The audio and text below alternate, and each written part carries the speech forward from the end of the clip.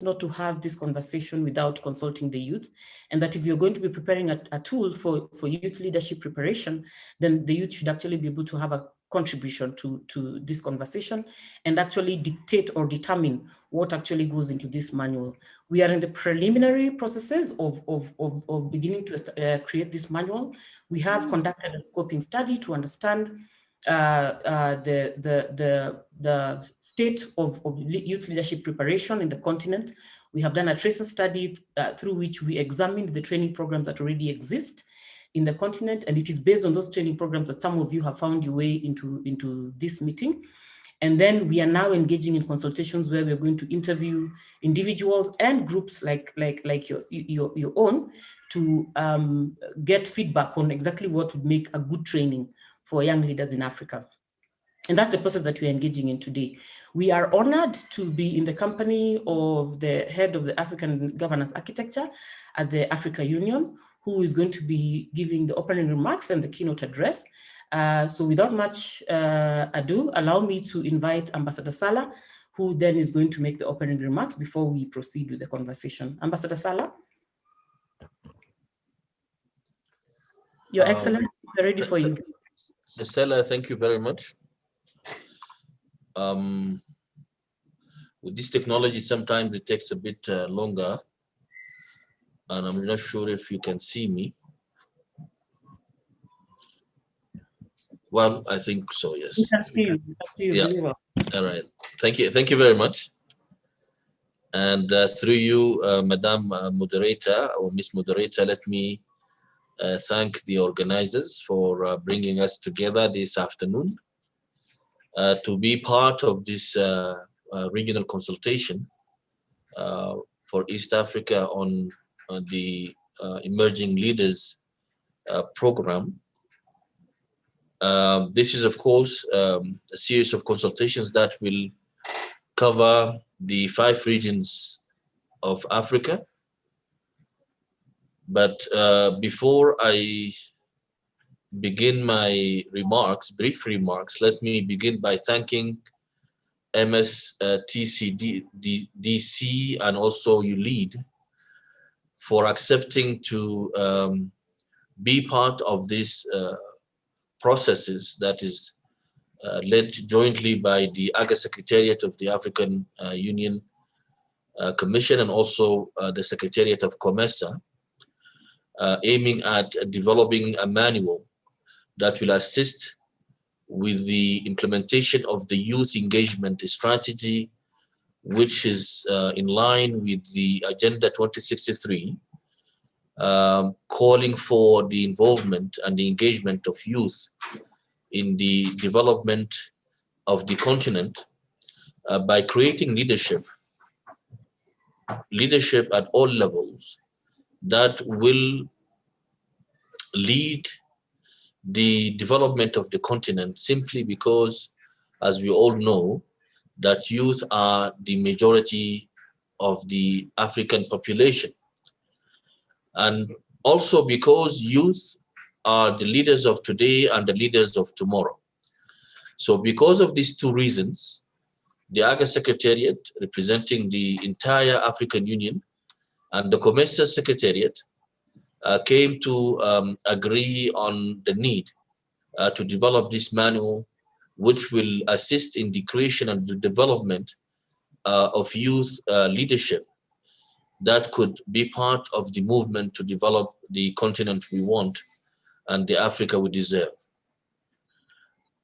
I'm sure that this consultation is extremely important, simply because it will avail a platform for those who are leading this process to develop this manual, to listen to the views of the youth at the local and regional level on how this manual could be more effective and could be more easily digested and also easily understood and implemented. Certainly, we don't want a manual that will be shelved and will not be easily implemented. A manual that will absolutely become a Bible and the Quran for creating new leaderships and also for shaping the leaderships that we have within our youth population. With that, we'll certainly ensure that our African youth are part of the governance process of our continent at all levels: continental, regional, national, and local. We must not forget that also there is really need to create leadership at the grassroots level. And of course, here, as we are faced with this COVID-19 pandemic, it might not be easy to reach out to the organizations, the civil society, to the youth at the grassroots level, simply because many of them might not have access to the internet, might not have access to electricity and other means of communication. And in that regard, we count heavily on those who are now participating in this consultation to share information on this manual within your networks with all other organizations that you are linked with, so then we can spread the word, and then we can get more feedback from deeper down at the grassroots level, in addition to other levels that are participating in this consultation. Once again, we thank the organizers, you lead and MS TCDC, for bringing us to this consultation this afternoon, and we count heavily on the participation of those who are able to join in, so then we can hear more inputs and comments. And I thank you very much, Madam Chair, for giving me the floor. You have a wonderful afternoon. Thank you.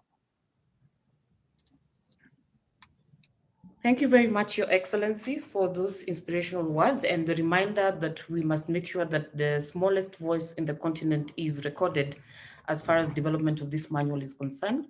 We shall do our best to capture all the voices from this conversation and ensure that we develop a manual that actually fits the needs for the development of leadership in the continent. Thank you also for honoring us with your time and for actually creating time to actually come and address the youth of the continent. With that, allow me to then now invite the audience of this conversation into the consultation process. We are now going to embark on the conversation that we had intended for today. And I'll begin by just asking one question. The mode of operation is that I'm going to be asking questions, and then we will get answers from all the audience members. Kindly raise up your hand if you need to speak. Don't take the mic unless you have been given permission by the moderator to speak, because we are trying to document everything you say. So if we have too many people speaking at the same time, we may not be able to capture all the information. So my suggestion is that you raise up your hand if you need to speak, or you can type your feedback on the chat room if it's better. In the event that you have slow internet, or that there are delays on your network, we may have to stop you, and then you will type in on the chat, so that we then save time for more people to actually contribute. So prepare to share. This is your conversation. I'm only going to be facilitating and assisting you in getting through the conversation. So the first question is, what type of leadership do we need for the Africa we want? And this question we're asking with the assumption that we all know the Africa we want. So we are then supposed to be responding to the question on the type of leadership that we need to be able to create the Africa we want. I open the floor to anyone who has general feedback on this question, please, to now make their input. Kindly raise your hand if you're interested in responding.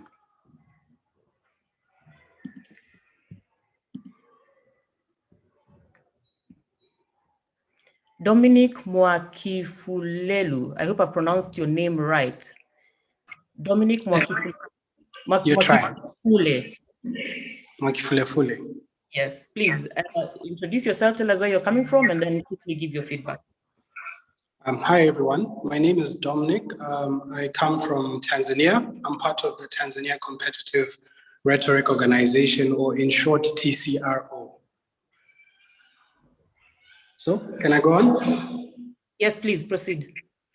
All right, so I think in defining the type of leadership that we want for the continent that we want, it's very important to understand that I think in most of the platforms that we develop for young people, we oftentimes look to the peak of leadership. That is, people who have already been so heavily accomplished in whatever field that they are, for us to refer to them as leaders. I had Ambassador Salah right here speak about grassroots level. I think that is where the majority of leaders are. That is young African leaders. A majority of young African leaders are in grassroots level movements. But the problem is they don't actually see themselves or perceive themselves as leaders, because in the very definition of leadership that we seem to value and hold to high regard are the many examples that we have of people who are already so heavily accomplished. So I think in contributing to that, I would like to see the manual have a broad-based definition to what leadership means.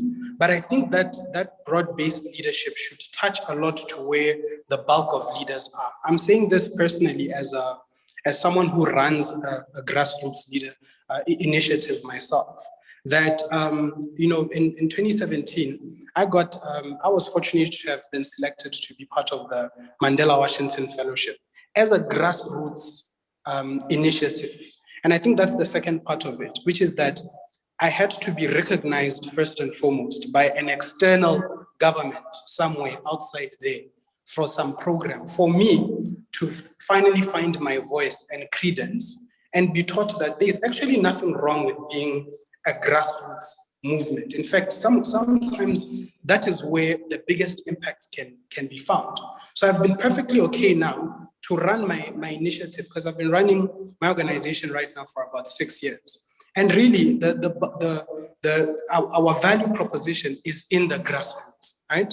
So decolonizing my ideas of what leadership meant in terms of understanding that it means having this grand amount of accomplishments or grand amount of scope for me to be considered as a success or as a leader per se.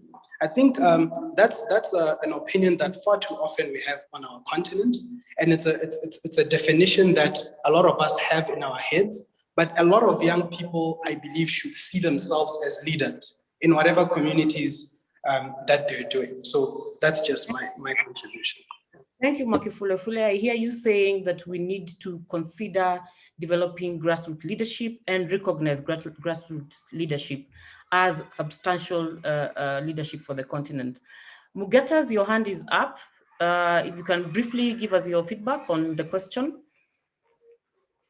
What kind of leadership do we need for the Africa we want? Mugetas?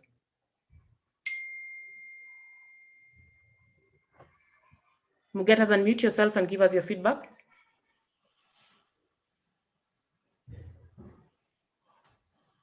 Hello? Okay, we can hear you. Yes, my name is Amon Mgeta from Tanzania, Dar es Salaam City. Okay, let me participate on the topic that what kind of leadership we want in order to build the African we want. As we know, most of our countries have been practicing several kinds of measures to include the youth in the building of the nation. But according to my view, I would like to say that for the development of Africa we want, we have to practice the participatory leadership. That means involvement of youth in making decisions on behalf of their people to build their country is very, very important things to do to the most nations of the Africa. As we can see the example from abroad, look at the United States of America. It is the youth that run various projects that aids to the development of the nation. Yes, let me talk shortly like that. I hear you, Mugetas. You are saying we should also focus on a young leadership and ensure that we are tapping onto the energies of the leadership of this continent while they're still young and energetic and have fresh ideas. Yes. While we continue with the conversation, allow me to take note of the fact that we have an audience following through our live streams. We are live streaming through the ULEAD Facebook page, and we're also live streaming through ULEAD Africa on YouTube. Feel free to add your comments onto the comment sections of both live streams, and we are going to ensure that we consider those as well. This particular conversation was supposed to be a focus group discussion, and therefore we had space for just a small group of people who are going to be responding on behalf of other African youth. And especially for this particular conversation, they're going to be responding on behalf of the East African youth on what they would like to see in the manual. But then we have provided the live stream opportunity so that other young people can be able to participate in the conversation as well as we proceed. Do not assume that you're less of a participant because you're not on the Zoom call. Just make your contribution and we'll review every single comment section to get the feedback. Let me get some ladies' responses. Anne Mugo, your hand has been up for some time. Could you please briefly tell us what kind of leadership you think we need for the Africa we want? So hello everybody. I am hoping you can hear me, and I'm asking to be allowed to keep my video off because my internet connection is for the Africa we want. I think that we need an Africa leadership that is people focused. I'm sorry, can you hear me? Yes, we can hear you clearly. Okay. Yes, we need an Africa leadership that is people focused, so that in every decision that is made at the top level at the AU and in individual countries, that people are put forward. Young people, does this leadership include young people, as the previous speaker said?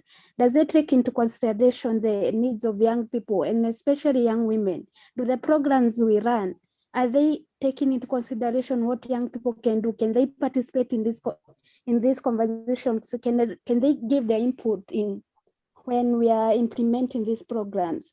And if we have an Africa leadership that is people focused, then we can focus on integrating people from Africa, from different countries, because we find it's very hard for integration for the people to people around the continent. We have stringent visa measures. You need like visa to go from Kenya to probably another country in West Africa. It's probably easier for me to travel to Europe or somewhere else than I would do in Africa.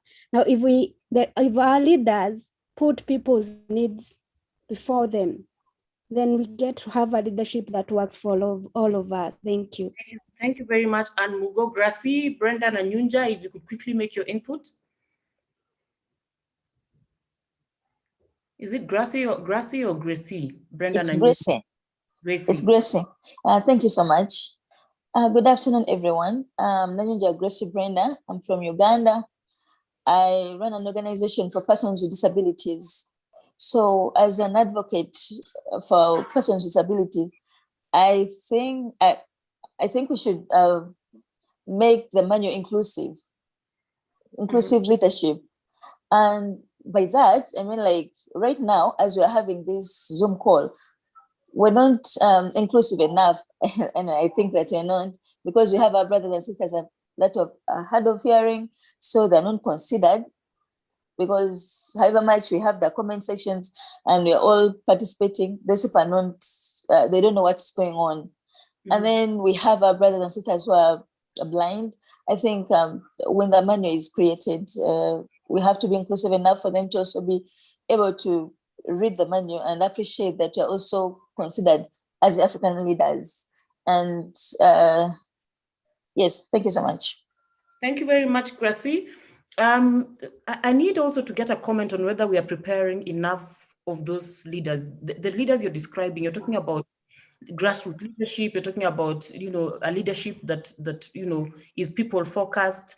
You're talking about a leadership that actually responds to the needs of the citizens. You're talking about an inclusive leadership. You're talking about a leadership that would then even demonstrate that it has the face of the most vulnerable people in it.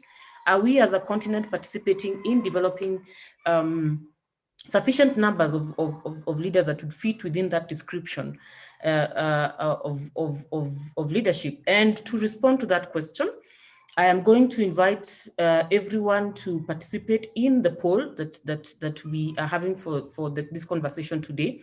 The poll has a number of questions, about 4 or 5 questions that you're going to be responding to. Please make sure you fill all the questions, starting with the first one all the way to the last one. It's a very simple process. And then once you're done, make sure you submit so that your feedback is documented within the report that is going to be presented at the end of this meeting. Ivan, if you're ready, you can launch the poll now. For those of you who are using your phones, if it's your iPhone, you're going to see a green message at the top of your phone showing that there's a poll going on. For Android phones, either you're going to have a similar message at the top or at the bottom of your phone indicating that there's a poll going on. Ivan, are we ready with the poll? Yes, we are ready. Excellent. So those of us who, for all of us, let's make a point of participating in the poll and answer those questions. Ismail, do you want to comment on the matter of whether or not we are preparing sufficient leadership, and maybe make your input on any skills that you think would be necessary? Yes, Bruce. Thank you so much for welcoming me. I just want to say a few things about what we are discussing today. I greet all of you. I am from Somalia. My name is Ismail Hussein Ismail, the Deputy Chairperson of Somali Youth Action Organization, and currently I'm staying in Uganda, the capital city of Kampala. I wanted to comment it, actually, we said Africa we want. I think the agenda of African Union 2026, Africa we want, actually, I can say we want a youth who respect and value the culture of Africans. At the same time, we want the leadership, the youth we are producing in this continent. We need to have the mindset of Africans. Actually, I was listening. People were saying we need a youth to participate the decision table, but that's not actually the point, because of they can be youth in the disc, but they can have different mindsets. What I mean in this point is that we want an African trio, African youth, actually, who wants to solve the problems. Our problems are poverty, terrorism, actually dictatorship. We want a youth who wants to change this one, actually to enforce to change, by the way, I can say. But we don't want representatives who sit there and take some money from the governments, from the whatever international community, and just doing nothing. Another thing I want to say is we need a flexible youth. We need a flexible youth, please. Are you asking me something? Yes, I'm requesting you to keep it short. Okay, we need a flexible youth who wants to deal with others, to share the power.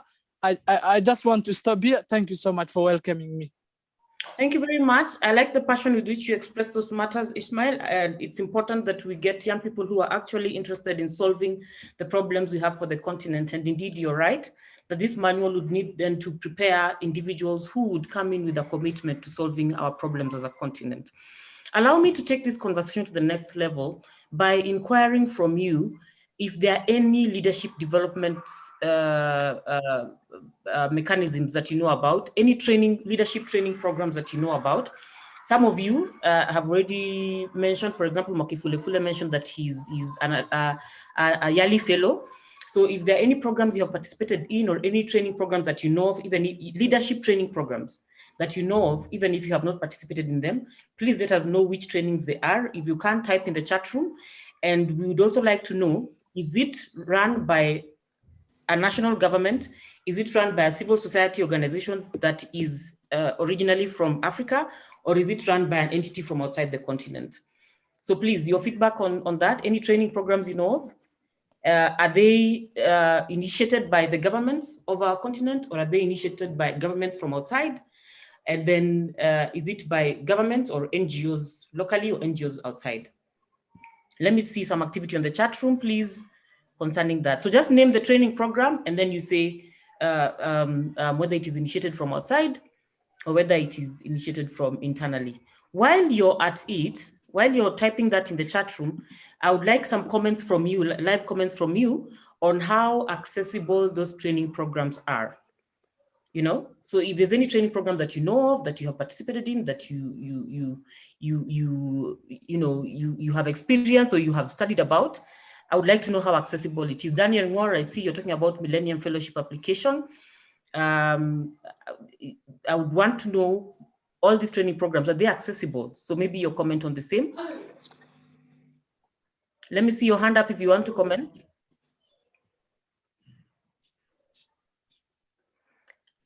The name is Ania Muzala James. Yes, Stella, thank you so much for the opportunity and great to see you.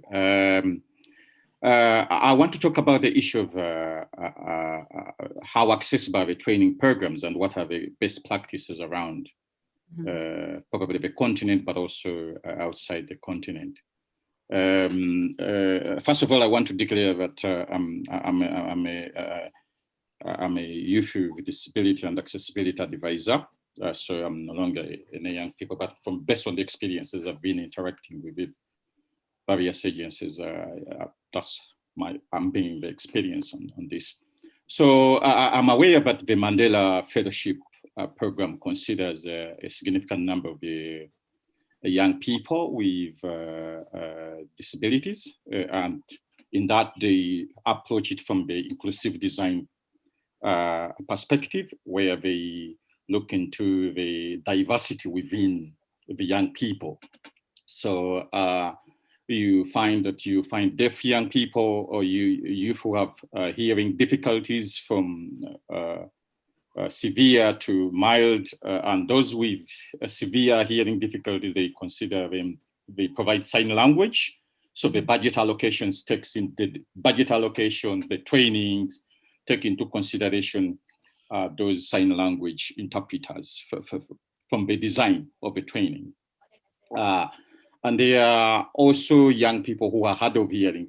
She talked about it earlier, Brenda. Those use speech to text or captions.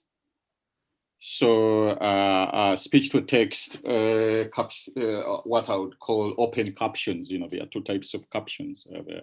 You can have closed captions, which actually this Zoom has, but whatever we speak here, they are translated into text for our brothers who can't hear to be able to follow the conversation, but also that has its own problem. Sometimes they are not accurate, but you can have a remote service provider that provides you with captions directly and is able to translate and correct.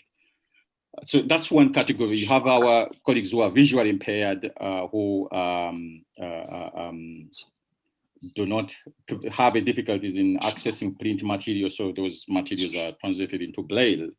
There are attempts to include the young people with intellectual disability that have a problem of complexity into understanding complex information, how we present it. And that information, I think they are trying to design a framework on how to make easier to read and understand. And interestingly, that easier to read and understand information is also will be helping people that have a problem of not high level education. They want to reach out to the rural young people who don't expose so much in terms of high level education, let me say that, but easy to read and understand and digest information. Sometimes we speak in terms of diplomatic language, leadership, but how do you translate that information to be owned by the young people? That's the whole issue. So so what I've been talking about is all about accessibility, understanding accessibility in all its totality, not in terms of affordability, but in terms of usability of services, of the material. So to summarize this, I think I would suggest that the tool be translated into accessible formats.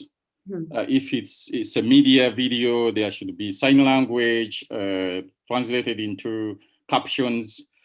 If it's in print, then they be considered easier to read format and Braille.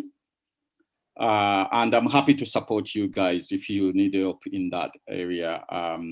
The other thing I want to talk about how other programs are talking about approaching this is the issue of the gender. Keep it short, please.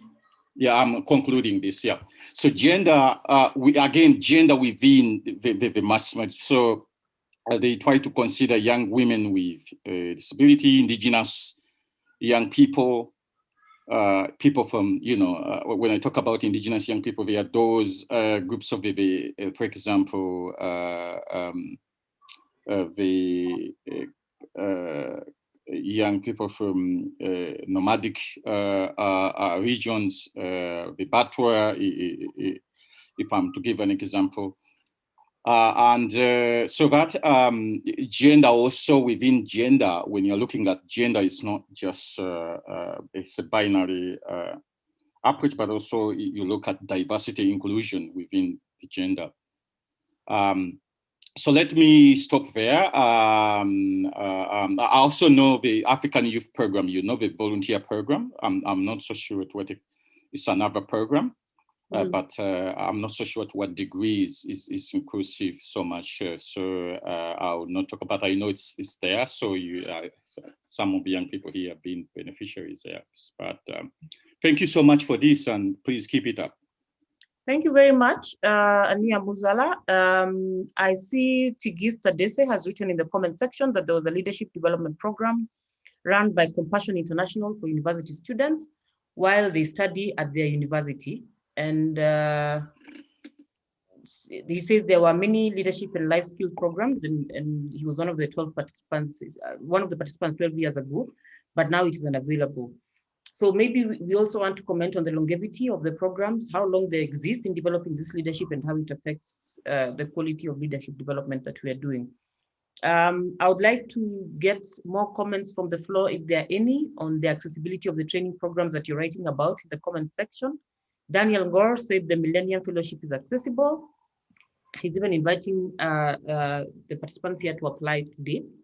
Any other leadership programs? Anyone who wants to comment on other leadership programs that are running in East Africa or that you have heard about that are not in East Africa or elsewhere that you have participated in? I saw someone wrote here, I think it was Koech Bernard. Koech Bernard is a Yali alumni, World Literacy Foundation ambassador. He's a Global Schools Advocate Program alumni. He's a Survey Fellowship Program alumni, African Leadership Institute alumni. Koech Bernard, can we safely say that you are overskilled as far as leadership is concerned?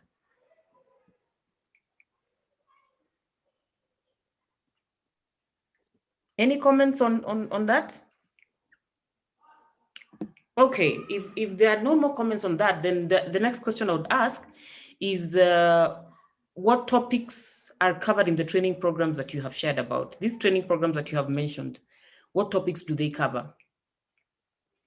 So at least I expect some feedback from everyone who has mentioned a training program. If you could just tell us what topics they cover in those training programs. Feel free to type in the chat room. Perez Ngono, I see you've mentioned Badili Africa, dealing with women's advocacy. If you could share some of the topics that they cover. If you could share some of the topics that they cover. Bernard Koech, are you on the call?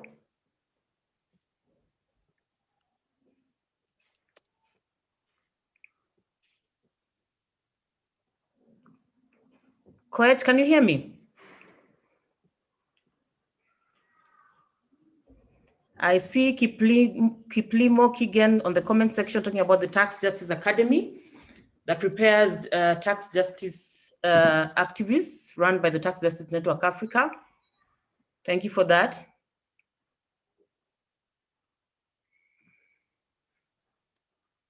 Ania Muzala, we have taken note of the matters of accessibility, and we'll definitely put that into consideration as we are developing all the training material.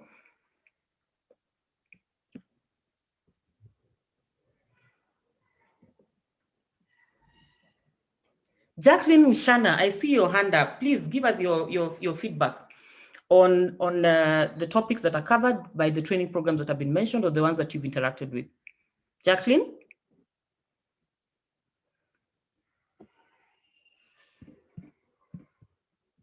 Jacqueline, unmute yourself.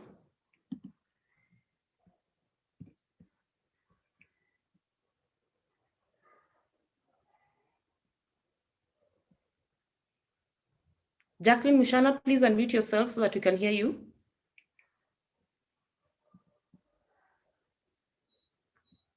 As we are waiting for Jacqueline, can I get some feedback from Perez Ngwono?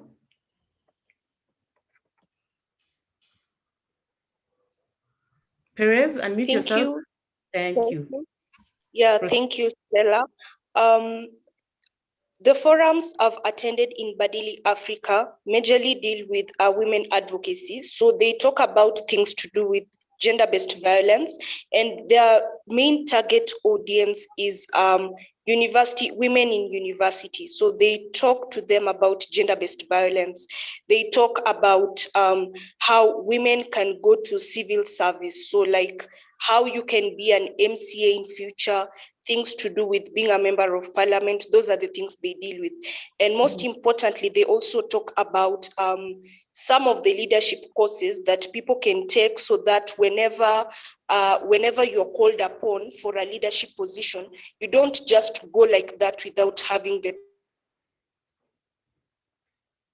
papers. So that is major links. They also have this forum where they also encourage women on the businesses that they do.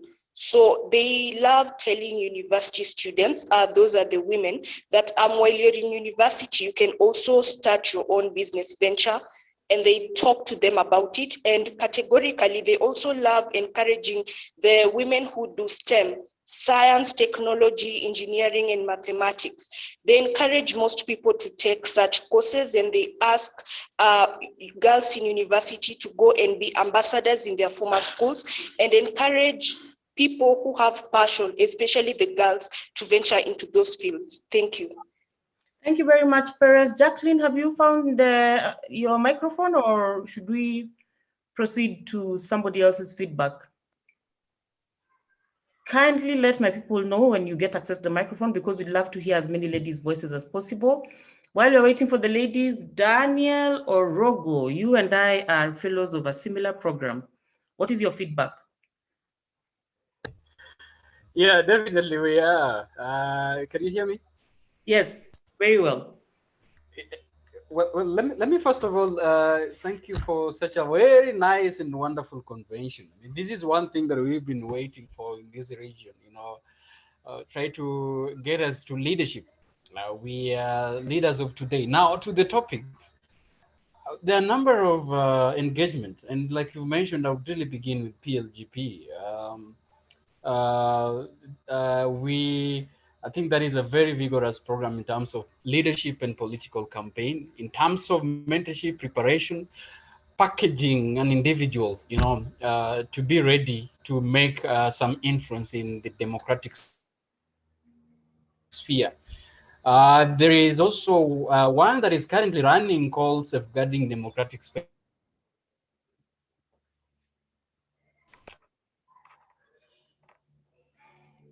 Daniel, we lost you at Safeguarding Democratic Space.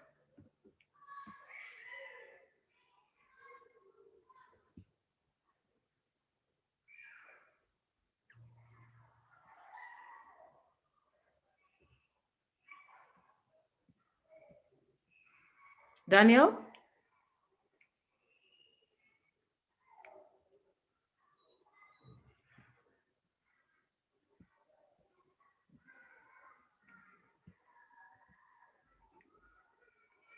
Daniel, I'm going to request you to type your feedback in the chat room.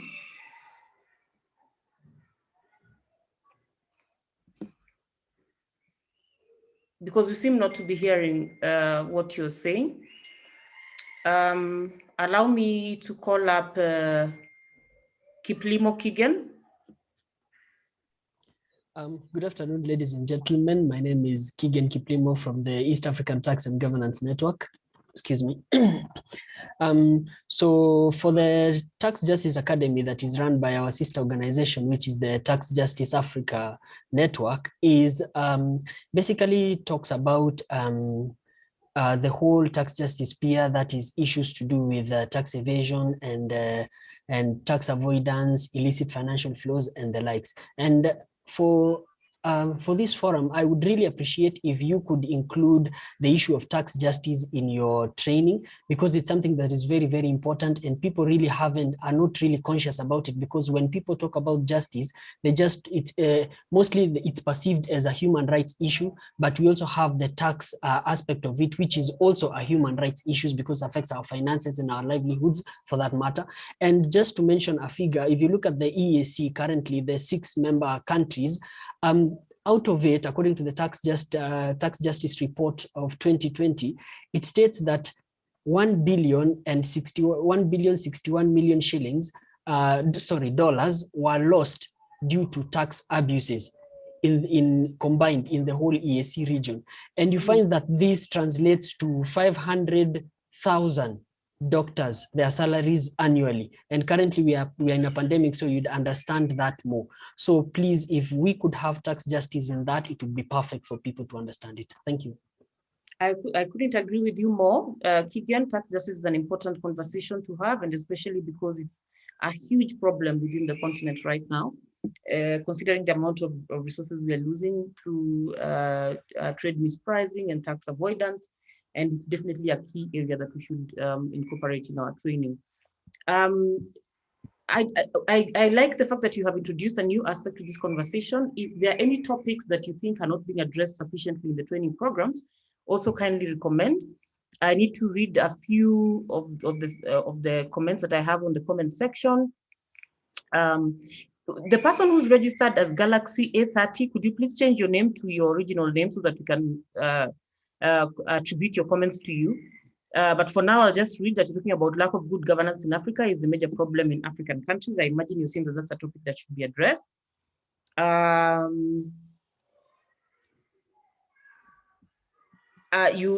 see Jacqueline Mshana commented in the comment section saying that the youth also have to help the conversation by having an interest in training to be leaders. I think Jacqueline is saying that we need to get more interest from the youth on training programs. Tigis Tadese is saying the current context of our continent demanded to work on peace leadership.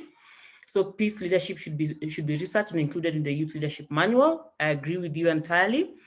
And the emphasis is not only from the Western understanding of the scholarship, but we need to research what can be skills for our African youth in leadership and grassroots level, and also in mid-leadership level. I agree entirely.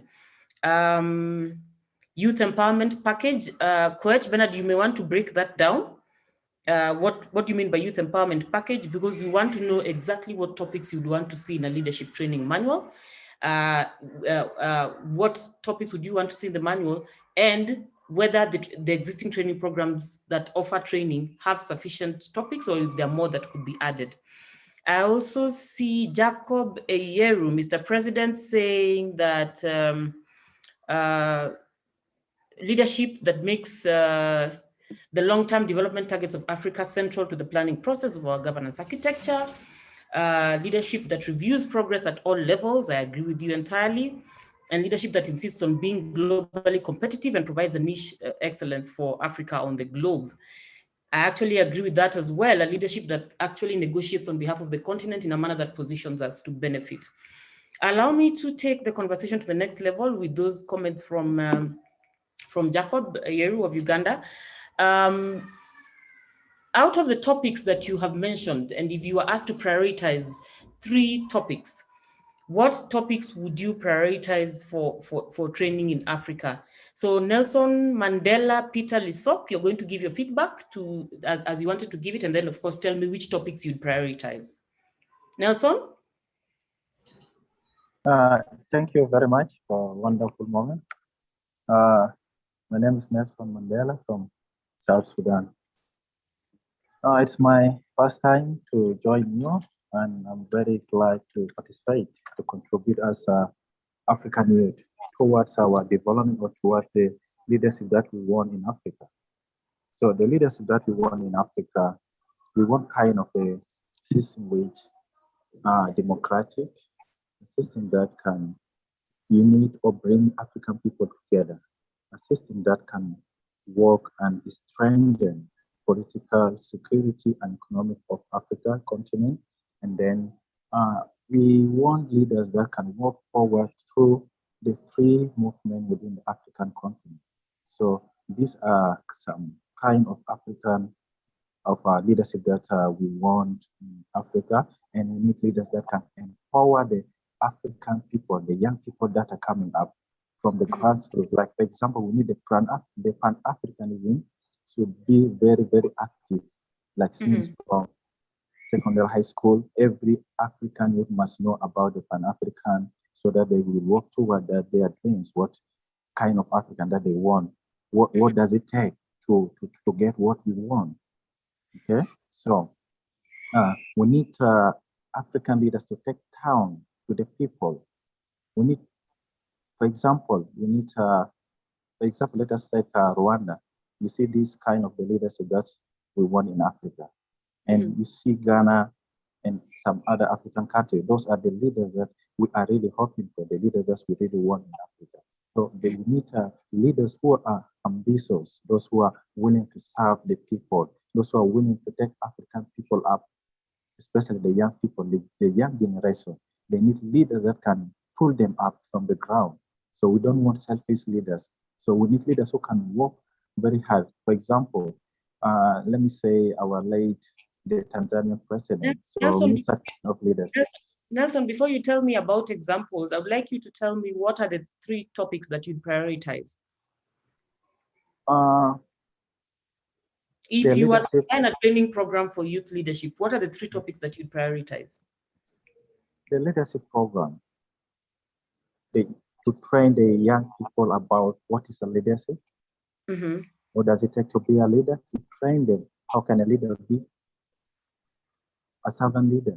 These are the kind of the training that we want to empower the young people, opening their eyes. These are some of the training that we really want.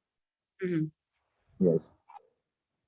Okay. Thank you very much for that feedback. I would like to sample a few of the comments. Thank you, Gilson from Burundi, for actually putting your name. Now we can refer to you with your name.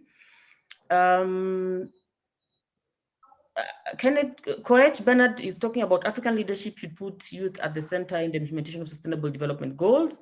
So I imagine that SDGs is a topic you want prioritized. And Mugo, thank you very much, especially for prioritizing them. I see you have listed negotiation and lobbying skills, financial management and fundraising, conflict management and prevention as your priority topics. I like that. Gracie talks about inclusivity and addressing how to make sure that the governance is addressing the most vulnerable people. And your topic number 4 is democratic governance and institutional strengthening. Thank you very much for that. Perez Nguono, thank you again for prioritizing. Number 1 is corruption for you. Number 2 is public leadership skills. And number 3 is mitigation skills. You may want to clarify to us what you mean by mitigation skills. Is it conflict mitigation or mitigation of risks or what? Please clarify what that is about. Deos Sigili, you said African leadership should be based on the implementation of strong institutions rather than raising strong people.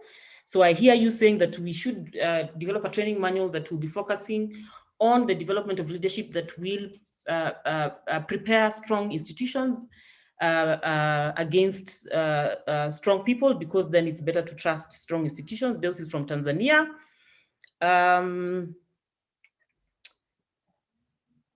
I see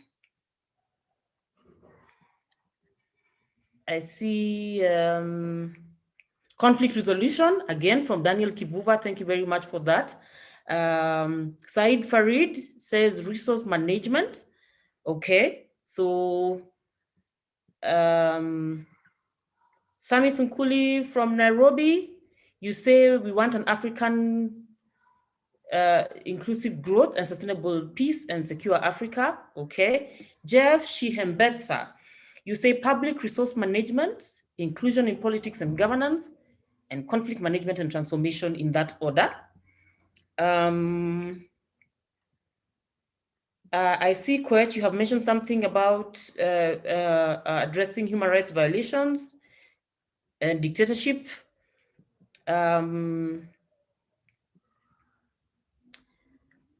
I see your comments. Tigist says peace leadership context of Africa. So peace seems to be quite a big deal for most of you. Gilson says women leadership in the economic sector. I like that. We have Ipiana Mwakyusa who's talking about democratic governance and institutional strengthening. Please keep adding your comments onto the comment section. We are recording all of those. And we shall ensure that all those topics then are included where we can within the manual. I suggest that you try to prioritize them. So if you can number them, that would be better. Tigis, I see your topic number 2 is resource management leadership, and number 3 is education development leadership. Yes, that of course is a very important aspect for Africa, the kind of education we offer and how it determines the quality of leadership we have as a continent. So as you continue to prioritize those topics, I will be sampling more of those. I would like to maybe also remind us that we have people who are following the conversation on the social media platforms, both on YouTube and Facebook for You Lead Africa. Continue to give your comments in the comment section of those live streams, and we shall ensure that we document everything that you put in those in the comment sections. The other thing that I also need to mention is that we are convening this platform in partnership with the East Africa Community Youth Ambassadors Platform. They have played quite a central role in the mobilization. They are the ones who invited you for this meeting. And we are grateful that they have actually supported us with mobilization and even with the thinking through the creation of this process towards consultation for African young people. Those of you who are saying that this is a good meeting and you're happy to be here, you should actually be sharing your accolades with ESC app as well, because they have participated in heavily in the planning of this. And I will take the conversation to the next level. Apart from topics that training programs normally offer, I see Ismail Hussein is talking about democratic leadership as number 1, corruption, illumination as number 2, financial management as number 3. Irene Kinabo says number 1 is youth and women economic empowerment. And I see Gilson says number 2 priority for him is developing a training manual that focuses on the inclusion of youth in decision making. Of course, that's the purpose of the training manual. And then, of course, peace, justice, and nonviolence. So while we are talking about these topics, not all training programs just train you in a classroom format. Sometimes they offer extra programs in order to be able to build your skills for leadership. Some of them, give you an opportunity to go for exchange programs. Some of them give you an opportunity for learning across different jurisdictions in different geographies. So we'd like to find out from you, what kind of experiential learning happens within the training programs that you have mentioned? If, for example, you have attended the Ayali training, or you have attended any other training, even if it's the Millennium Fellowship training or whatever it is, what kind of experiential learning happens? Apart from teacher, instructor kind of learning, what other form of learning takes place in those training programs? Nelson Mandela, I still see your hand up. Is it up from the last time you raised it, or you have something to say on that?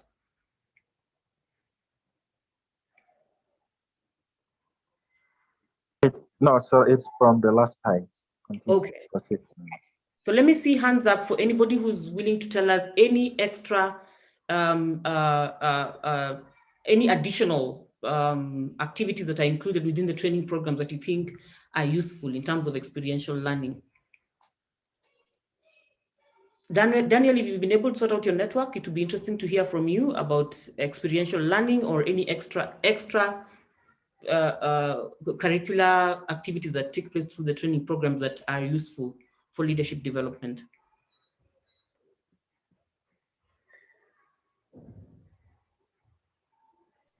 I would also be very keen.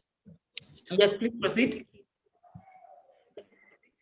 Can you hear me? I think one of the the experience learning models that I've seen most of the leadership programs working on. First, I think is to expose like a practical concepts on, for example, packaging and helping people on how to do press conferences, for example, media relations. Also. Unfortunately, your network is not so clear, so I'm going to request that you type, and then maybe we can discuss what you'll be typing in the comment section. But can you hear me now? Yes, now we can hear you.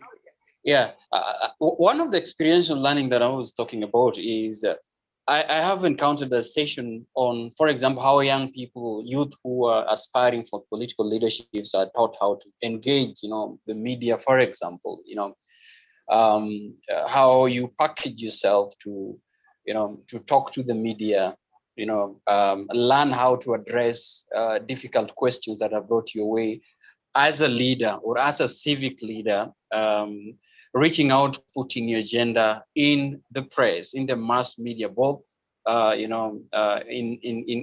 media and social media as well.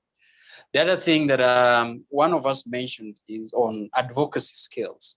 And I think one of the practical examples that I saw in one of the program is, for example, how then bringing the leadership of a county or a national leader to speak practically to the leadership of young people on how to practically approach lobbying in the assemblies, in the National Assembly, in the House Representative, for example.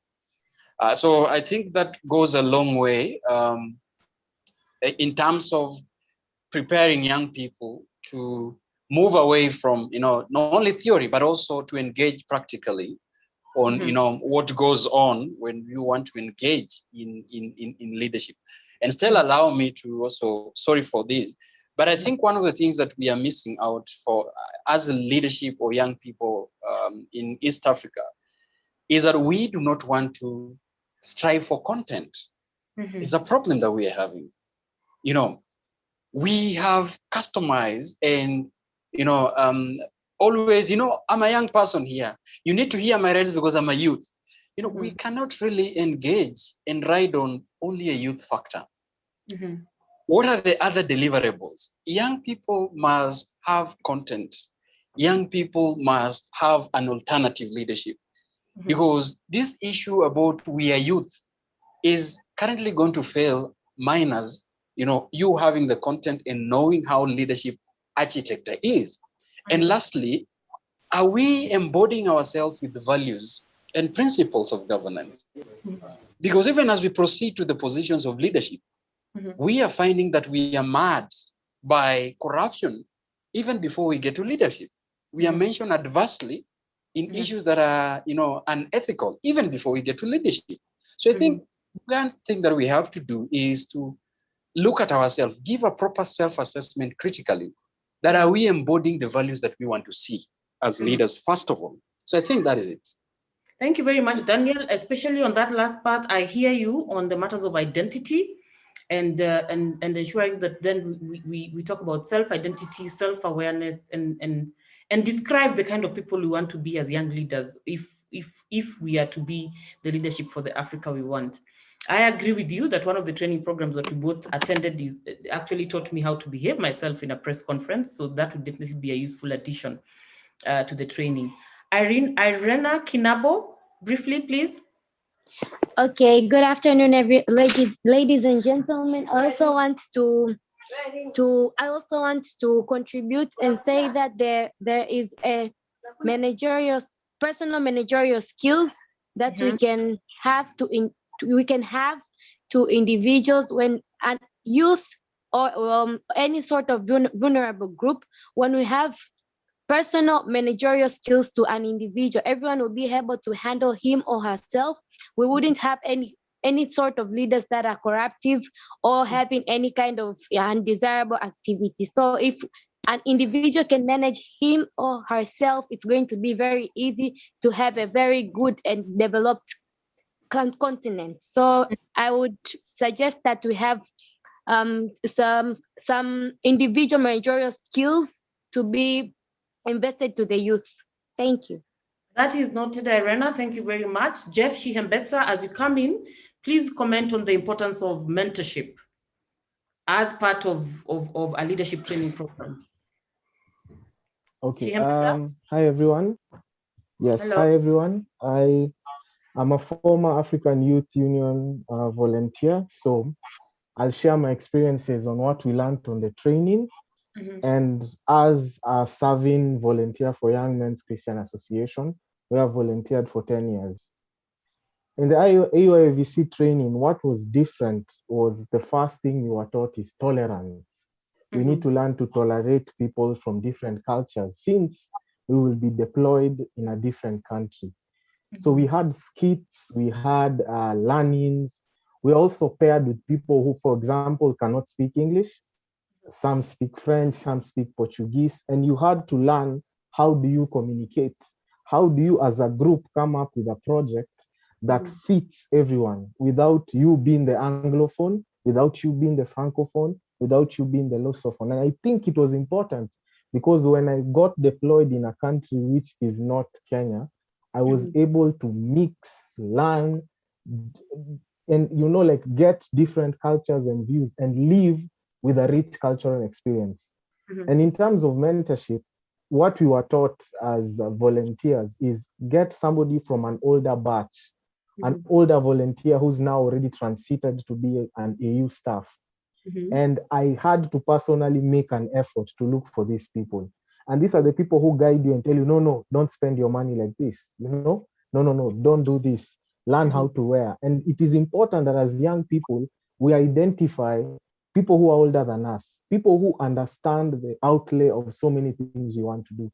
As an advocacy person and somebody in communication, I had to be taught on how to speak also in a press conference, how to speak when you're delivering something.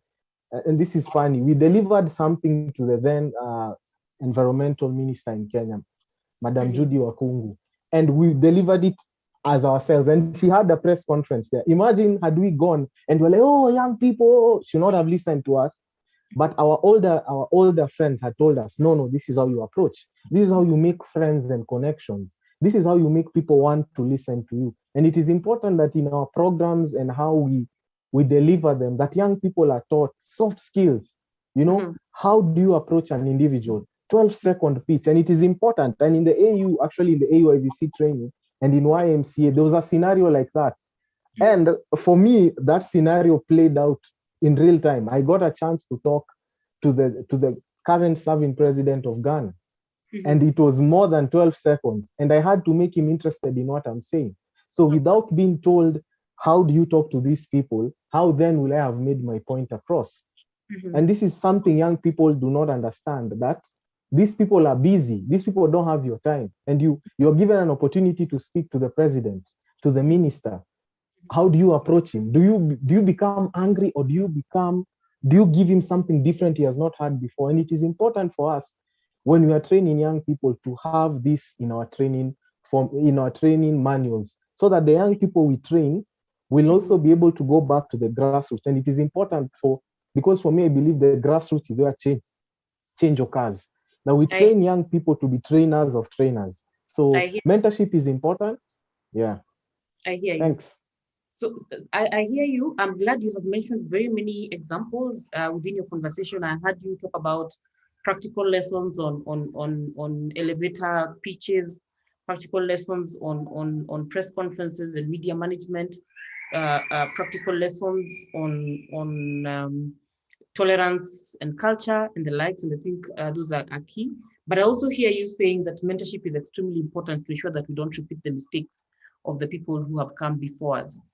I'm going to allow Sunkuli to make very quick comments. And while you're making those quick comments, kindly also speak on the matter of the importance of guest speakers and role models in a leadership training program. And for the rest of us, kindly comment in the comment section on the importance of guest speakers and some of the people we recommend as role models and guest speakers from this continent who we can invite to the training. whether it is a former president, whether it is a sitting president, and whether it is a leader in the civil society or a leader in the business sector. Give their name and explain why you'd want them to be invited to be guest speakers in the training program. Sunkuli? Good afternoon, everyone. Thank you, Stella, for this opportunity. My name is Samuel Sunkuli from Nairobi, Kenya, East African Community Ministry, as a Regional Political Integration Officer. Now, I wanted to comment on the issue of a mentorship program. This is very important because it develops the skills of leadership within the youth, especially at the university level through the student leadership program in various university levels. This creates environment, a good environmental conducive, which promotes skills for students, especially those who have some potential political ambitions. They can able to learn through various mentors, through their lecturers, or even their role models in various programs. Mm-hmm. On the issue to do with the importance of guest speakers, these are people who have a lot of experience and share leadership, especially in terms of scholars, mm-hmm. And a lot of experience, because they contribute a lot in terms of experience, mm-hmm. through learning, mm-hmm. and also through connections of other people, because these students or even leaders who are, because they always encourage us to be, we are the leaders of tomorrow, especially the youth, because we want to see our mentors who can develop us and encourage young people to grow in terms of professionalism, mm-hmm. politically, mm-hmm. and also to make connection with their role models. Thank you for that. This can be done through in various structure levels. One, we can able to build through what I've said. We can start from university level. We go to regional level, for example, East Africa as a regional block, where ULEAD was started, and which was very important program in terms of integrating East African Youth Leadership Summit. Thank you, Stella.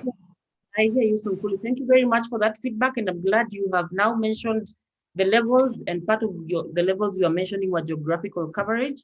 That will then quickly lead me into the second last question that I want to ask today. And I'm glad, Elias, your hand is up, because you're going to help me respond to this question. In your opinion, what is the value of a geographic location to a training program? Tell us whether the choice of the geographical setting affects the learning outcomes. I know you have had an opportunity to be part of a leadership program that enabled you to move from your locality into a different locality and even into a different jurisdiction in terms of countries. What is the impact of a geographical location on a leadership training program for the leadership for the Africa we want? Elias? Well, thank you very much, Stella. That was a tricky one, but I'll find out how to go about it. So before I answer your question, I think I had certain comments in regard to the issues that and the model we want that you can take into consideration. And I was highly influenced by the yearly program. Mm-hmm. They have various categories. They have civic leadership, they have entrepreneurship, and then they have human rights program. So I think in as much as we are coming up with our model, we should at least have categories, because our youth are always in a way specific to a certain area of specialization in matters activism or in matters leadership programs or so and so. So going forward, while coming up with the model, at least we should have specific schools or specific categories of training. And then now the importance of geographic and how it influences a leadership program.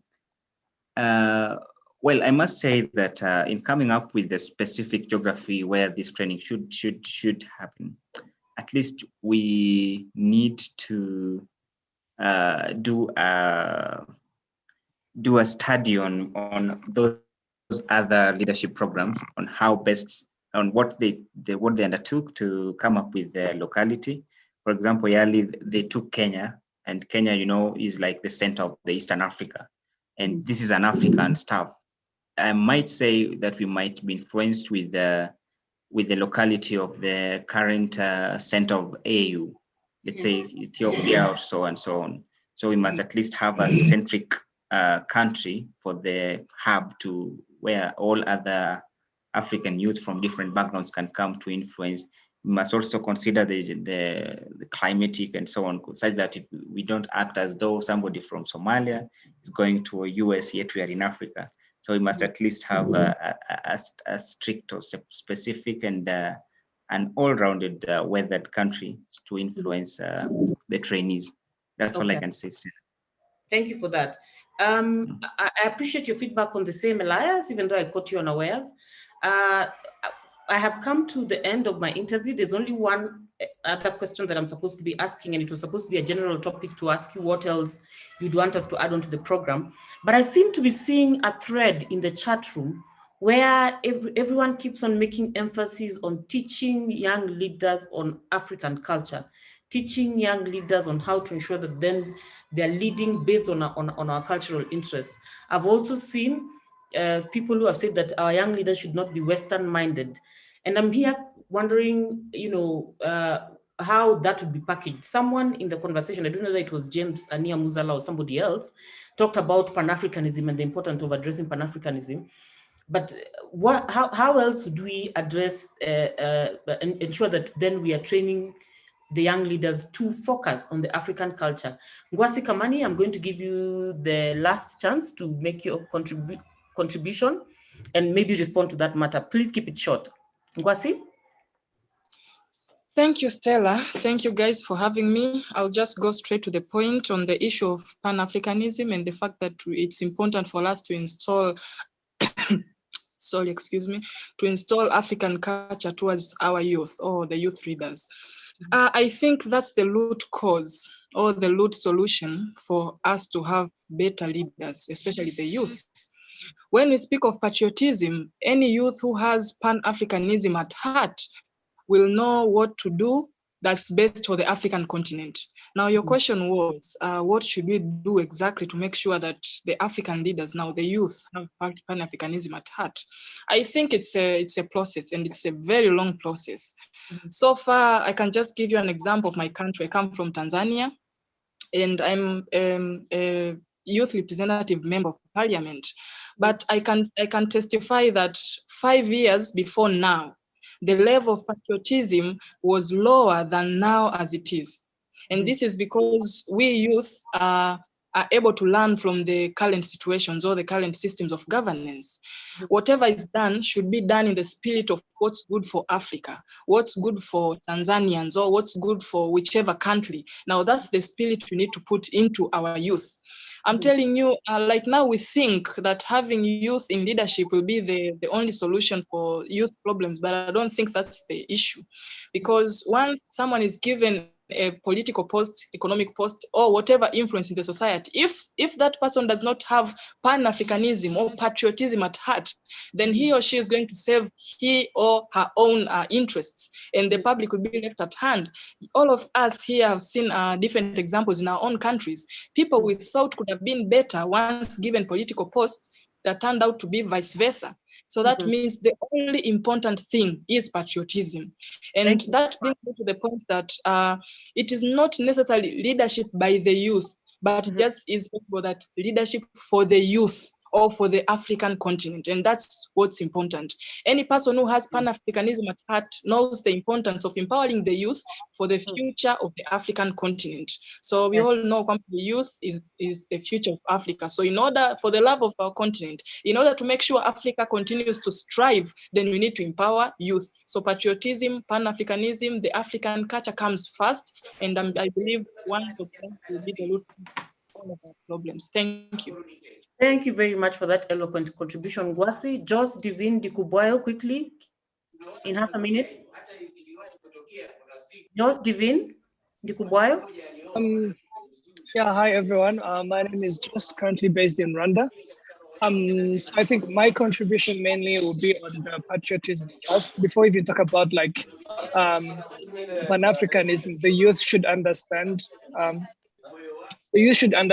What is already working, what has been working in their own country. And I think most of the programs that we take part in, they're mainly teaching about us to, innovate things. But then before we even think about innovating things, what is already working before you even think about inventing the wheel. So, and coming back to the topics, I think any topic is relevant as much as the youth are guided in a way they can really apply this in the context back home, because most of the program they are delivered in a uniform way, but then there is little support in accompanying the student, like the participant, in a way that they can apply this back in their home countries. Yeah, so that's my contribution. So you're saying that the training program should be accompanied with a coaching mechanism on how they can be able to implement the same program in their countries. I hear you. I'll take the last two comments from David Evans Ombe, half a minute, and then Juma Irasi is going to give us the closing comments. David Ombe. Thank you, Stella. My name is David Evans Ombe from Kenya, currently based in Nairobi. I just comment. I had a lot of comments, but then I just give briefly on speak briefly on Pan-Africanism and basically how to enforce it. One thing we need to understand is that spirits are in people, systems are in people. Pan-Africanism is not somewhere in the air. When you hear Pan-Africanism, there's a face that comes to mind. When you hear, if it's, I'm Kenyan, so when you hear nationalism, if it's Tanzania or Rwanda, there's a face that comes to mind. And these are the people we actually ought to bring to these leadership sessions and these leadership conferences and seminars.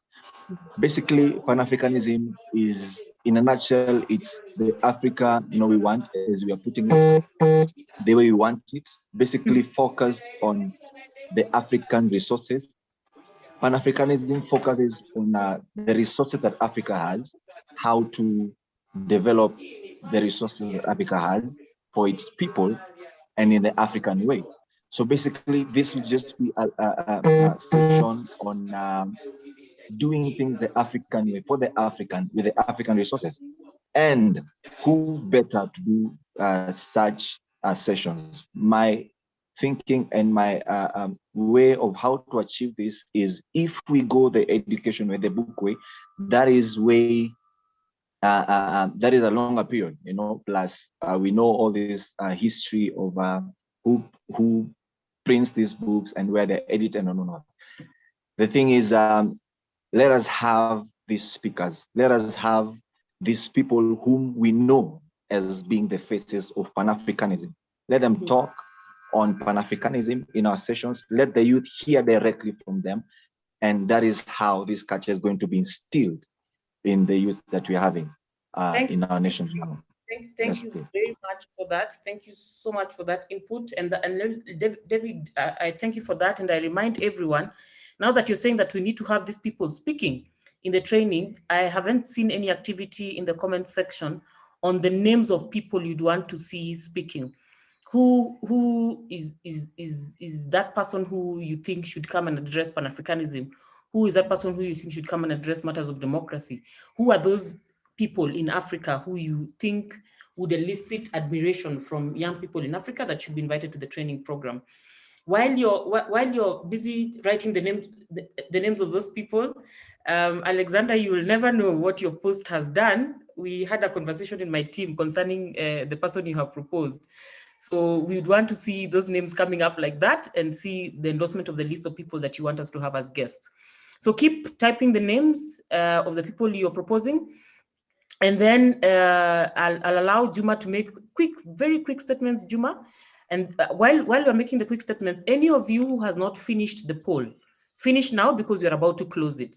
So quickly finish it and submit so that we close at exactly 3:35, and then we will get feedback on what has come out of it. Juma?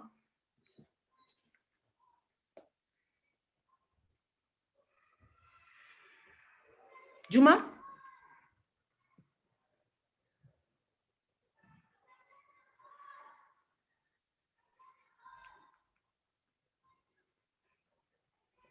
Juma, we don't hear you. Are you talking?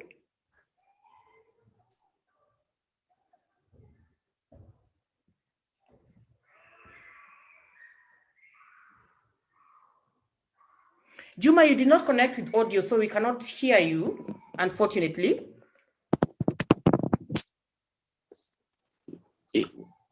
Okay, now we have some sound. Hello, can you hear me? Yes, we can hear you now. Yes, so my name is Juma Rasi, and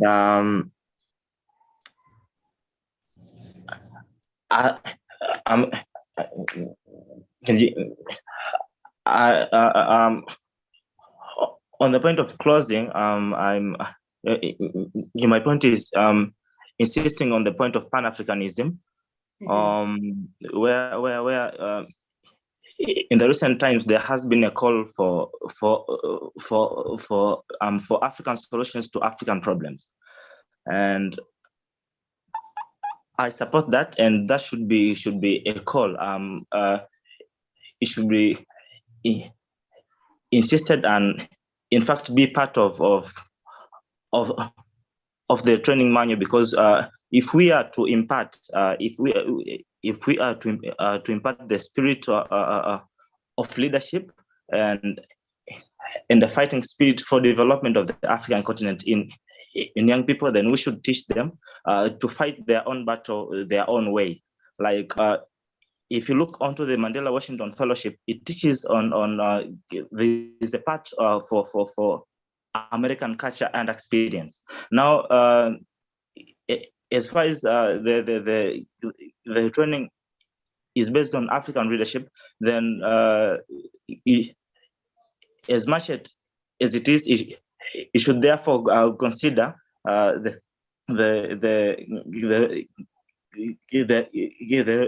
role of African culture and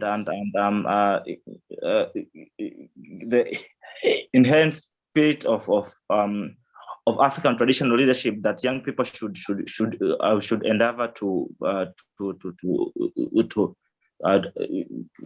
implement for critical leadership and development of the continent. Thank you.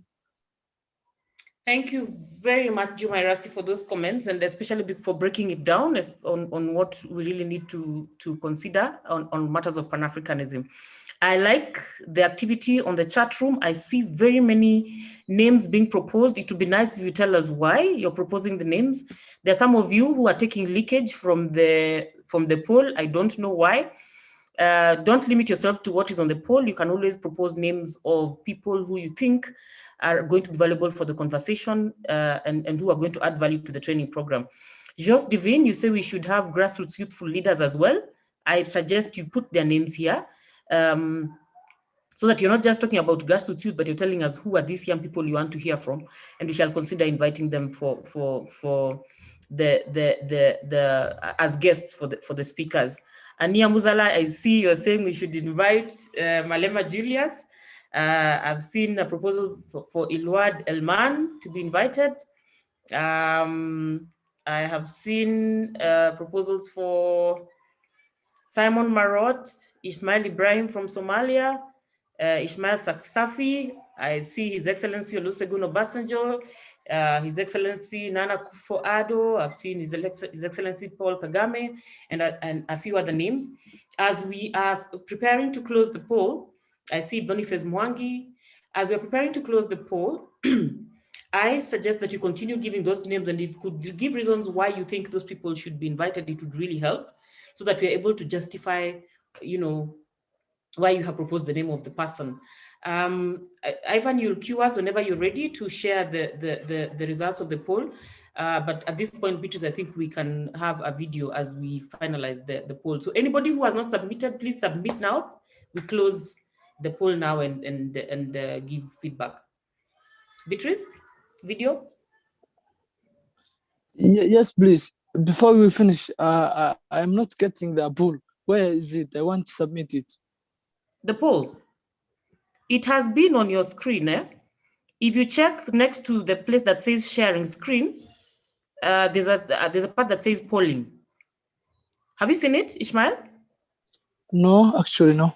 Under your screen, at the bottom of your screen, there's a place that says sharing screen. Sharing, eh? So next to it, there's polling. Have you seen it? Are you using a computer? No, I'm using an iPhone. You're using an iPhone. So if you look at the top of your iPhone, on the display page for Zoom, you will see a green word. Bull, yeah. Touch that word and it will open the poll. Thank you, I've seen it. Okay, please do it. So let me submit. Anybody else who's having trouble, please, if you're using a computer, go to the bottom of your screen and you will find it next to the share screen section. If you're using an iPhone, at the top of your display, you'll see polling, and just touch the word, the green word that says polling, and you'll be able to access it. For Android, you'll also see it somewhere on your phone.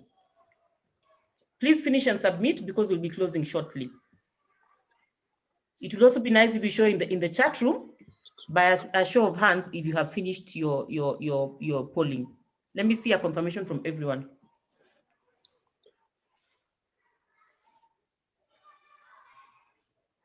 And Yamuzala, I'll respond to you after the video. Beatrice, please proceed with the video. Although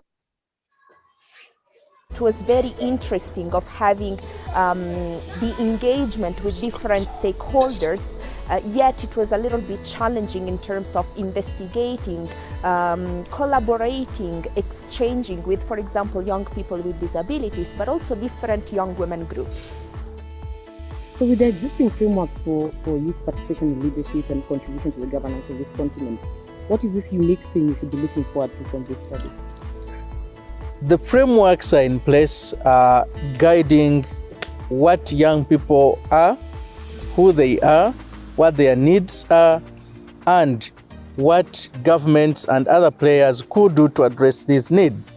But the frameworks lack a life. Therefore, this study goes a step further. It studies the voices, the needs, and the practice on how young people are being engaged and addresses the gap of the distance between the frameworks and the needs of young people. If you like, this study moves the frameworks from policies to results, and this is the addition or the value add that the study brings to the very many wonderful frameworks that already exist at national level, regional level, and continental level.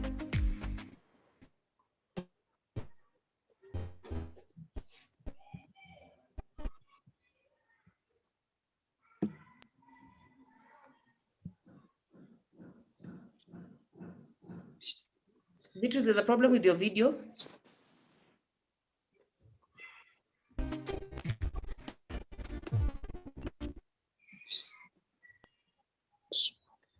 Ivan, are you ready for us with the results?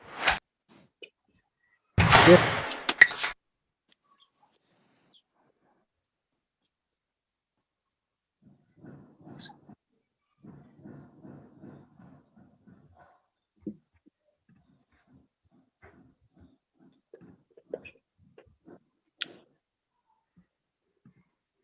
I hope everyone can see what we are seeing on the screen.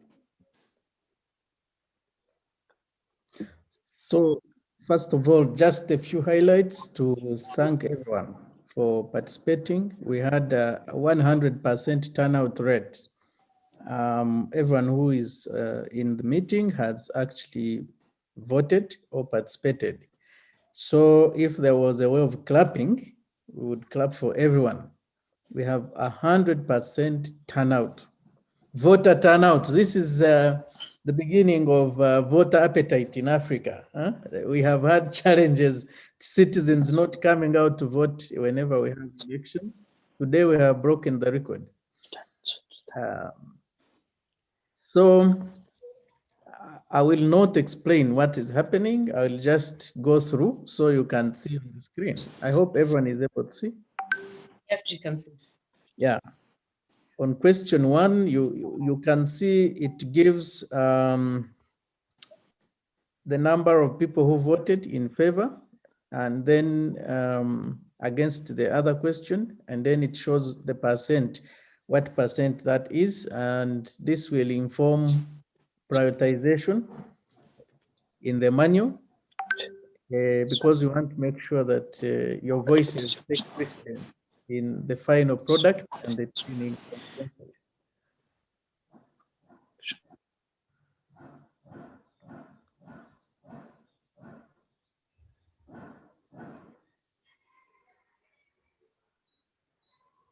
Ivan, are you still here?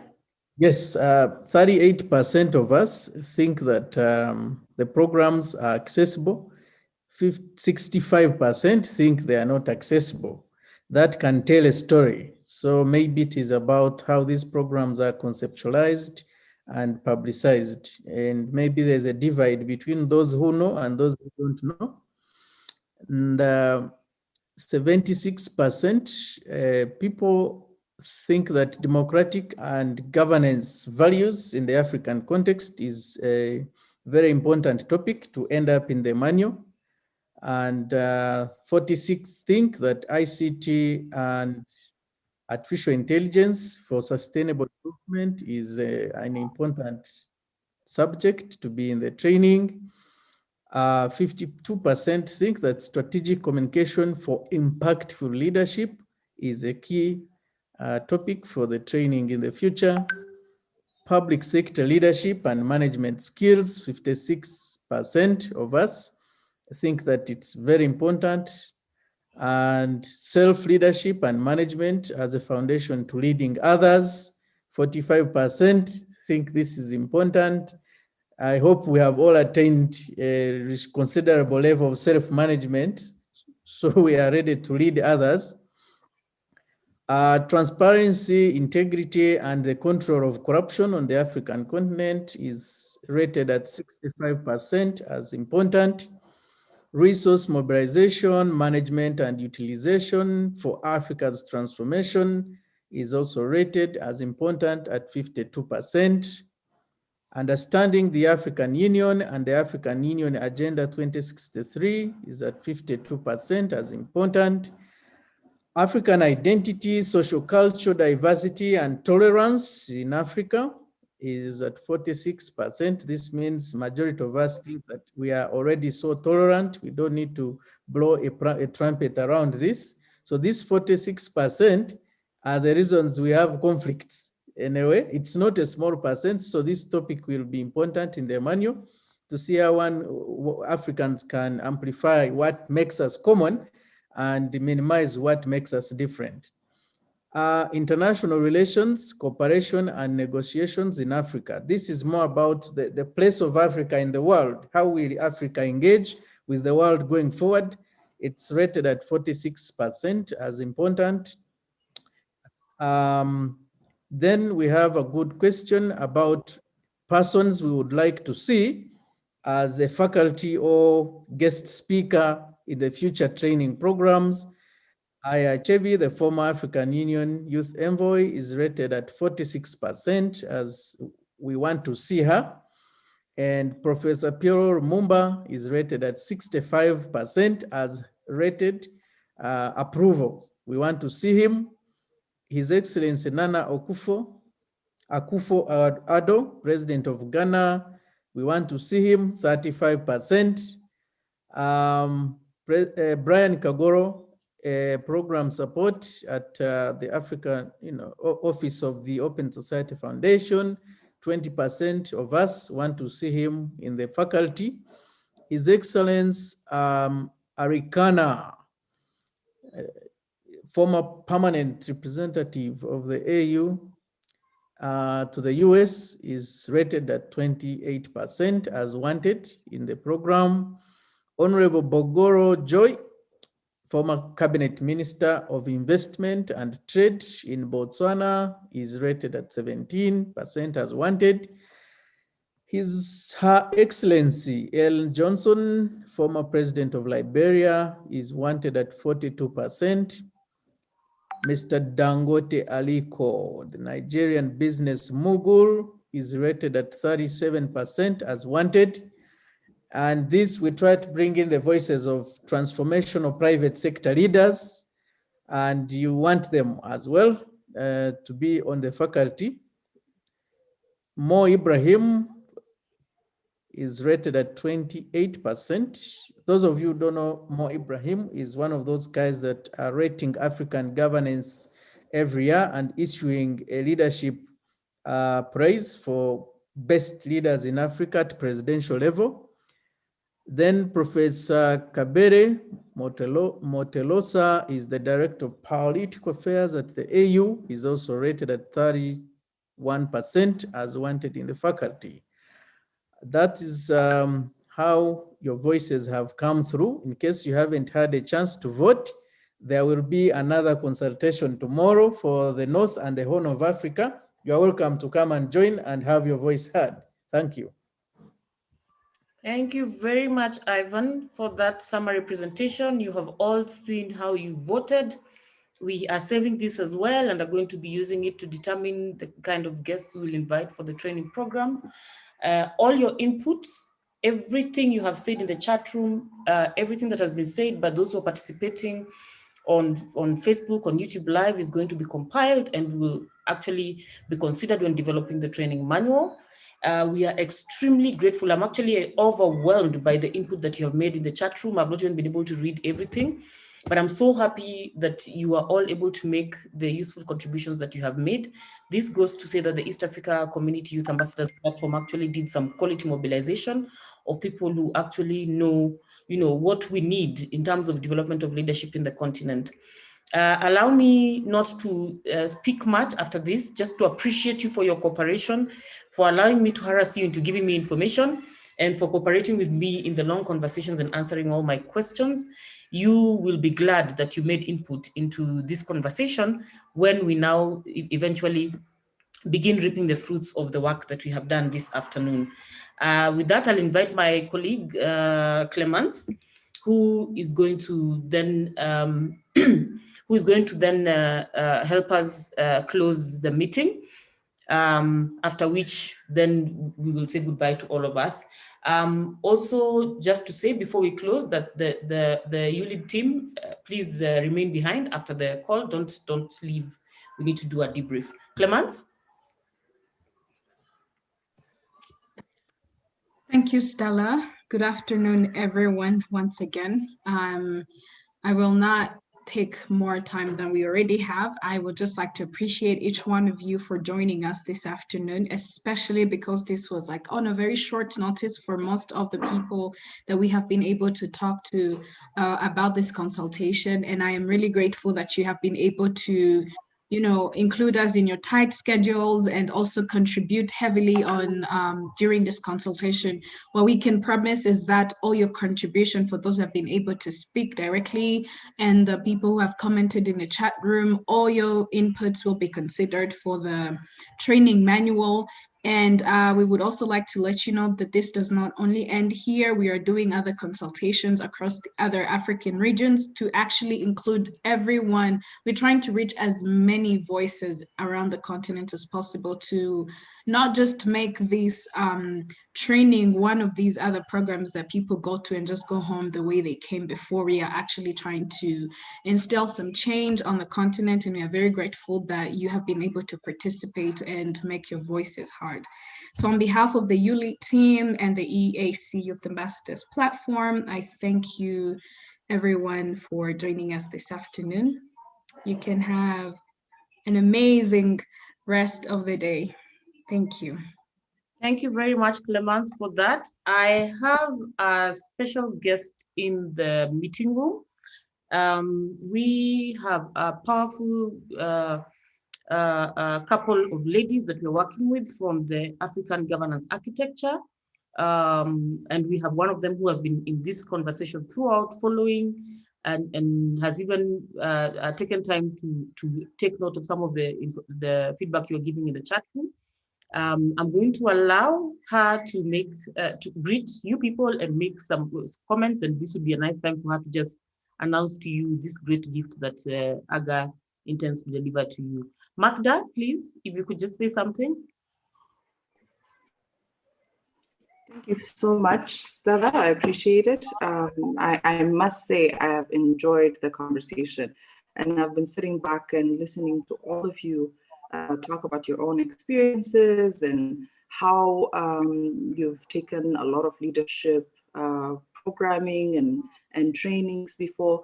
And I think it's such an amazing thing. I want to be honest with you. Usually what we do wrong is we don't consult. We sit in our own corners, in our own offices, and assume what young people want. So for me, in the African governance architecture, one of the things that we don't want to do is that. And the reason why we're collaborating with ULEAD to do this manual, but also to do this series of consultations, is that we want to listen from you. And I wanted to say that we've heard a lot of amazing things today, so many new ideas, value propositions that we take, we really don't take for granted, and we hope to include in the manuals going forward. Yeah, with that, I just wanted to say thank you very much for your time, and we appreciate you. We hope to engage with you in the future. Thank you. Thank you very much, Magda. And with that statement, I will not add any other word, just to thank you all for coming and to wish you a lovely evening. Goodbye, all. Video. Beatrice, video.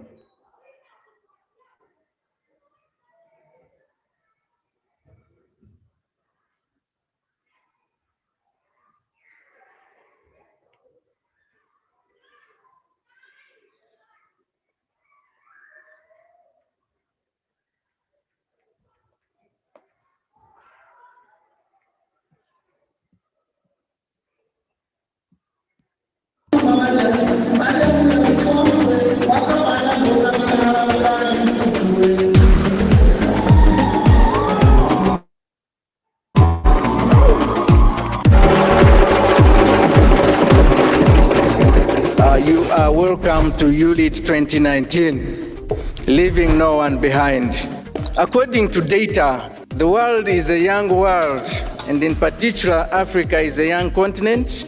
So we are wondering, why can't young people take over that region? We think that the moment is now. We think that the potential exists. We think that you can actually make a difference, and you can actually take this region to the next level. The youth are not the leaders of tomorrow, but the leaders of today. And political seats are never given, they are taken.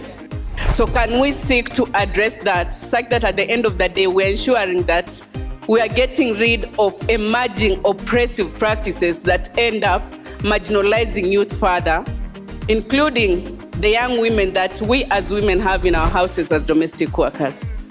I myself, being a young person, I think I came here not just to represent the open society, but also to be among the participants and learn from other people. We all need peace and security to be able to do whatever we want to do. Remember one thing, the average age of leaders and politicians in Africa is about 60 years of age. You are not there. And you can never get to 60 years of age if you are used for their purposes. So you need to understand you have the capability to engage and do anything, including being presidents of countries. So I encourage you to share your ideas and experiences and make the most out of the next few days. And I'd like to leave you with a quote from an American author called Pearl S. Buck. She said, "The young do not know enough to be prudent, and therefore they attempt the impossible and achieve it generation after generation." It is your moment. It is your moment, and you have all reasons, legitimate reasons, to claim it.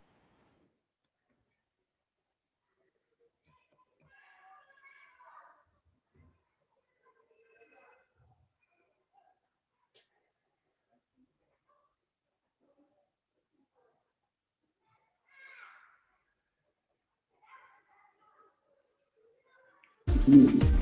So you have to claim it. Claim your seats. If you want to ensure that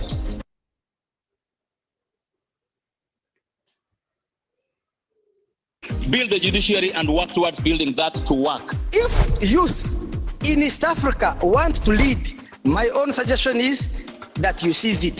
Stop organizing, organize. Day 1, Youth in Politics, East Africa's Under 40 Political Leaders Forum, Reinventing Leadership for East African Millennials.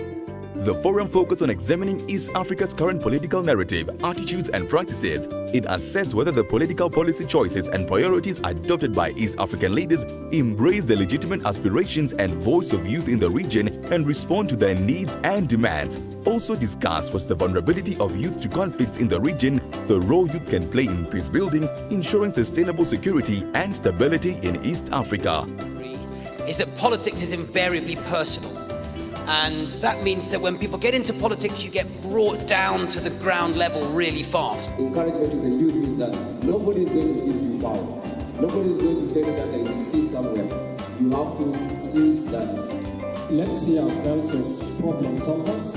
If you are a multi person, kindly go use your expertise. East African Youth Manifesto and a campaign on the East Africa Youth Want. Initiated a youth leadership and mentorship program, the first cohort to be admitted in 2020 for serving and aspiring young parliamentarians working together across the region. Created a network to connect ULEAD alumni with mentors and mentorship opportunities to inspire alumni to compete for elective positions elections in the next election cycle across the EAC partner states and working together towards peaceful elections to avoid election-related violence and insecurity. Initiated a biannual country-by-country and regional biannual youth political leaders performance peer review mechanism for holding elected youth representatives accountable to themselves and the youth constituents they represent. Day 2, Youth in Business and Enterprise, East Africa Under 40 Business Leaders Forum, Globalization, as globalization lost its steam. The forum was dedicated to discussions on youth and cross-border trade agreements in Africa, the EAC Common Market Protocol implementation, its successes and shortcomings in pursuit of youth-centered cross-border business facilitation in response to youth unemployment challenges through enterprise and innovation. We need to define, as far as globalization is concerned, we as African, what do we have to offer? And I think one of the key challenges I personally had was I did not think big enough, fast enough. We need to change our mindsets about our own products. Workshop. A number of workshops were facilitated by ULEAD consortium members. Globalization and regionalism, impact of current trends and attitudes on East African young people's business aspirations and the future of work. Bridging youth skills gap, recognition of prime skills and youth labor mobility. Migrants and refugees, improving a world on the move. Artificial intelligence, machine learning and the future of work, skills of the future. Youth embracing leadership roles and inventing youth-led accountability. The status of young women in cross-border business in East Africa, enabling and hindering factors. ULEAD Innovation Hub, insights on how to move from an idea to a business. Outcome, launched the first ever East Africa Under 40 Business Leaders Forum to now be held annually. Identified and documented were a set of youth-specific policy and capacity gaps faced by youth business leaders attempting to do cross-border business within the EAC. Consensus on key interventions for creating an enabling environment for youth-led cross-border business and enterprise innovations from a youth business leader's perspective. Facilitated the formation of a network of young CEOs and entrepreneurs across the EAC. Agenda for establishing the East African Fellows Program, a young professional skills exchange program aimed at promoting labor mobility and recognition of prior acquired standardized skills in East Africa. And yes, the climax of the day was the CEO networking dinner, which cemented intergenerational business relationships between young CEOs, young political leaders, ULEAD summit partners, government representatives, and policymakers. Day 3, Post-Summit Agenda. The day was dedicated to creating a strong alumni network, the ULEAD Action Network, and the Agenda of Action based on the outcome of the national level pre-summit event and the summit. This resulted into a regional common agenda of action and country-specific interventions for each of the countries. ULEAD is not here to support Museveni or Bobi Wine. ULEAD is for us to learn and say, hey, how can we make a change? Informed by those key 4 ambitions, which are long-term, we ask ourselves, how do we get there? The only way we can get there is being very intentional and deliberate about a post-summit agenda, strategy, and action. Day 4 and 5, the East African Youth Parliament, Vijana Assembly. ULEAD Summit is not just an event, it's a youth leadership development program seeking to ensure the inclusion of youth voices in key regional decision-making processes and unlock youth leadership potential for a more prosperous region. That is why, as part of the immediate post-summit agenda, the representatives of delegates attended the Vijana Assembly and submitted the outcomes of ULEAD Summit 2019 to the Speaker of the East African Legislative Assembly, RT Honorable Martin Gonga. The delegates demanded that the EALA reflects youth perspective in all its legislative, representation and oversight work processes, and also prioritizing the promotion of youth participation and empowerment as a central part of leadership development and the East Africa Youth Want. ULEAD Summit 2019 is the Africa that we want. And I really appreciate ULEAD Summit for giving us a platform on how we can build a collective power to create a sustainable movement that will help us create change in our society. So I'm very, very happy to participate in ULEAD Summit 2019. ULEAD Summit is really awesome. ULEAD Summit Youth Power. ULEAD Summit is empowering. To all the ULEAD partners of 2019, thank you for your continued commitment to the ULEAD ambitions. Your participation and support has enabled us to meet several of our goals for 2019. We look forward to continued success together through this collaboration as we pursue the post-summit agenda. To partner with us, contact us. partners@uleadsummit.org, info@uleadsummit.org, www.uleadsummit.org. Follow us on all social media channels via @ULEADSummit.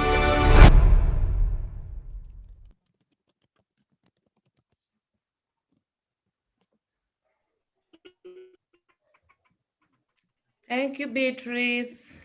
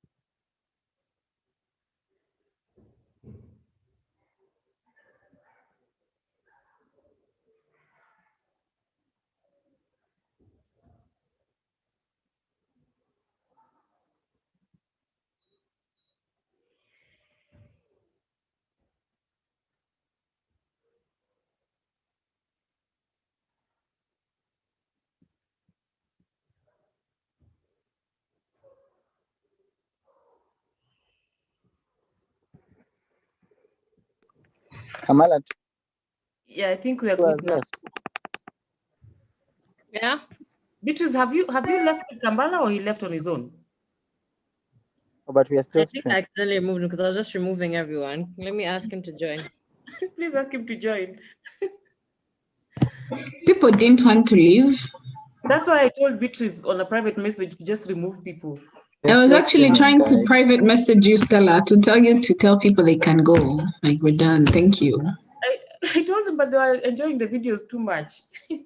Yeah. Okay. Hungara though. Yes, Y'all did it. Let me show my video.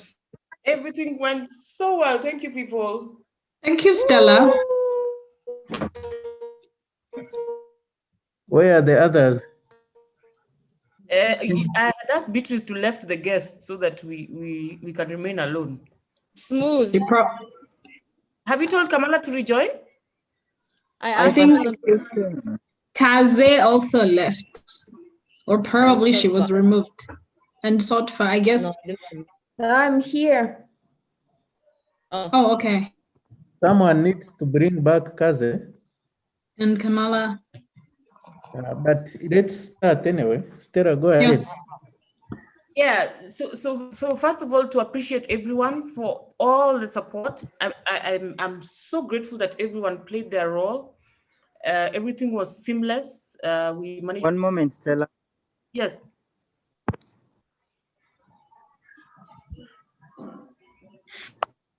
I'm just asking You whether guys we are can still stop streaming. the live streaming first. Ooh.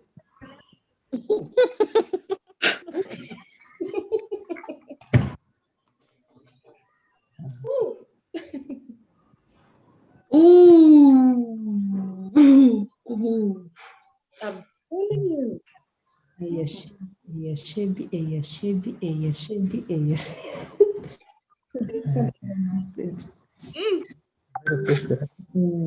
think Ivan is the one that's in charge of this. What? I removed the live streaming. Oh my God. I know.